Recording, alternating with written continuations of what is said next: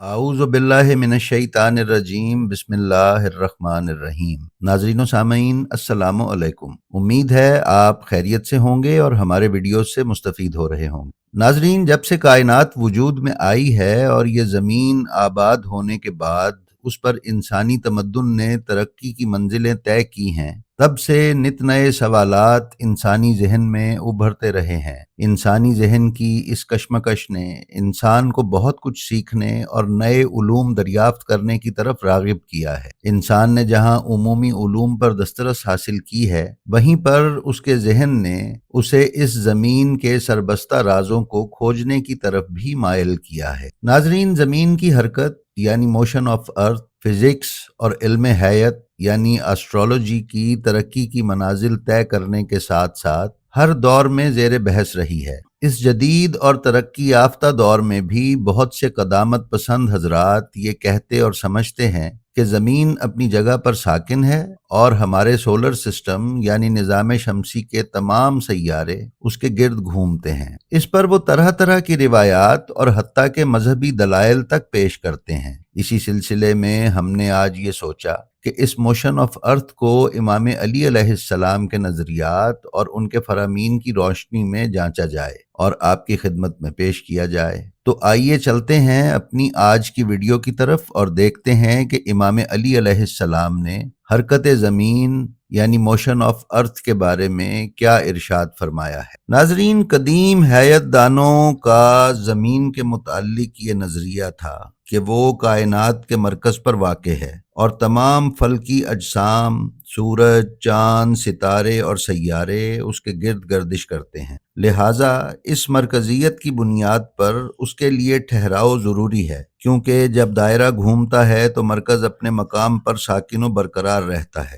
اگرچہ اس دور میں اس کے خلاف آوازیں بھی اٹھیں۔ چنانچہ 500 قبل مسیح میں فیثاغورس نے حرکت زمین کا نظریہ پیش کیا اور اس کے 200 برس کے بعد استرخوس نے سورج کے گرد زمین کی سالانہ حرکت کا انکشاف کیا اور اس کے 30 برس کے بعد کیانتوس نے زمین کے لیے 2 حرکتیں تجویز کی، مگر یہ نظریہ فروغ نہ پا سکا، کیونکہ ایک تو مشاہدہ اس کے خلاف تھا اور دوسرا حکیم ارسطو، جس کا دور 322 قبل مسیح سے لے کر 384 قبل مسیح ہے، حرکت زمین کا شدت سے مخالف تھا اور اس کے خلاف کوئی نظریہ پنپ نہ سکتا تھا۔ اور جب بطلموس نے بھی ارسطو کے نظریے کی تائید کی تو یہ نظریہ ذہنوں میں راسخ ہو گیا، اور ناظرین، جو نظریہ جڑ پکڑ لیتا ہے اس کے خلاف سننا تو درکنار کچھ سوچا بھی نہیں جا سکتا۔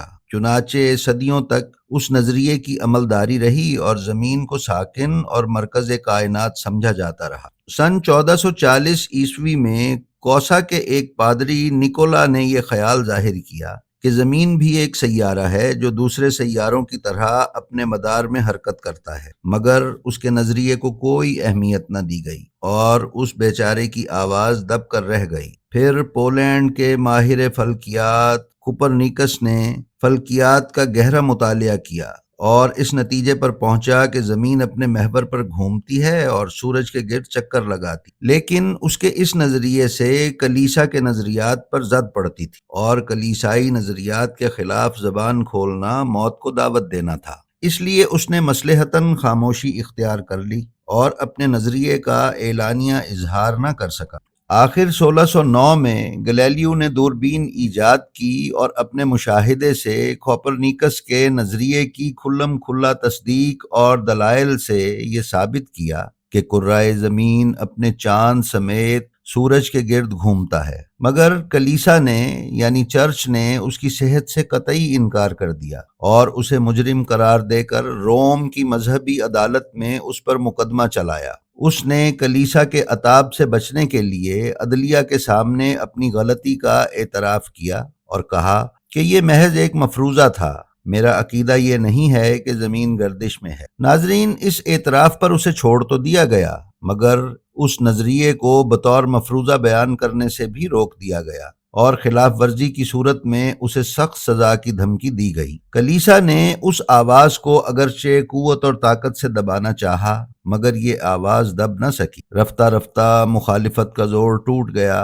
اور حرکت زمین کا نظریہ ہماگیر قرار پا گیا۔ اس نظام حرکت ارضی کو نظام شمسی سے تعبیر کیا جاتا ہے کیونکہ اس میں زمین کی بجائے سورج کو مرکز قرار دیا گیا ہے۔ ناظرین، علماء ہیئت کے نزدیک یعنی اسٹرالوجرز کے نزدیک زمین کی متعدد حرکتیں ہیں مگر دو حرکتیں اپنے حسی اثرات کی بنا پر زیادہ نمایاں ہیں۔ پہلی حرکت یعنی زمین کا اپنے مدار پر گھومنا اور دوسری حرکت زمین کا اپنے محور کے گرد گھومنا، اور 23 گھنٹے 58 منٹ اور 49 سیکنڈ میں اس کا ایک چکر پورا کرنا ہے۔ زمین کی سالانہ حرکت کی وجہ سے 1 منٹ اور 11 سیکنڈ کا اس میں اضافہ ہو جاتا ہے جس سے یہ گردش پورے 24 گھنٹوں میں تمام ہو جاتی۔ اس گردش سے رات اور دن کا ظہور ہوتا ہے، اسی طرح کہ جتنا حصہ سورج کے سامنے ہوتا ہے وہاں دن رہتا ہے اور باقی حصے پر رات ہوتی ہے۔ ناظرین، اس شب و روز کی مدت 24 گھنٹے ہے جو اس گردش کی مدت کے برابر ہے۔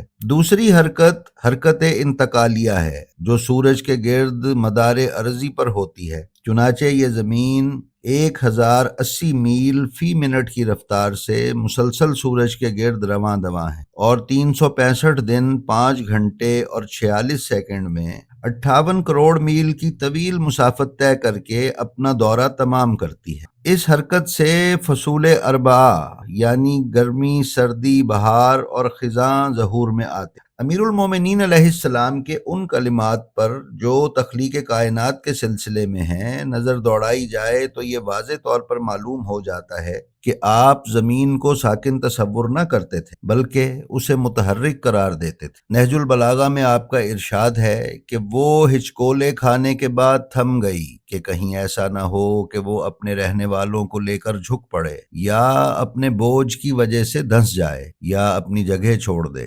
ناظرین، اس ارشاد میں عربی کا لفظ سکنت یعنی وہ ٹھہری ہوئی ہے کا مطلب یہ نہیں ہے کہ اس میں ٹھہراؤ یعنی مستقل ٹھہراؤ پایا جاتا ہے اور وہ ایک ہی جگہ پر ساکن و برقرار ہے، اس لیے کہ اگر یہ معنی ہوں تو جناب امیر کے اسی خطبے کے عربی کے الفاظ الا حرکتہا یعنی حرکت کے ساتھ بے معنی ہو جاتا ہے۔ لہٰذا سکون سے مراد یہ ہے کہ اس کی حرکت میں یکسانیت پائی جاتی اور وہ ادھر ادھر کبھی تیز کبھی آہستہ لڑکتی اور لڑکھڑاتی نہیں ہے۔ اس عبارت میں لفظ مواضع موضع کی جمع ہے جس کے معنی جگہ کے ہیں۔ اگر حضرت کے نزدیک زمین ساکن ہوتی تو وہ جمع کی بجائے واحد کا لفظ لاتے، اس لیے کہ جو چیز ساکن ہوتی ہے وہ ایک ہی جگہ گھیرتی ہے اور متعدد حرکتیں حرکت انتقالی یعنی ایک جگہ سے دوسری جگہ پر منتقل ہونا کی صورت میں ہی ہو سکتی۔ حضرت نے نہ صرف زمین کی حرکت کا ذکر کیا ہے بلکہ اس کی متعدد حرکات کی طرف بھی واضح اشارات کیے ہیں۔ چنانچہ نہج البلاغہ میں ہی آپ کا ارشاد ہے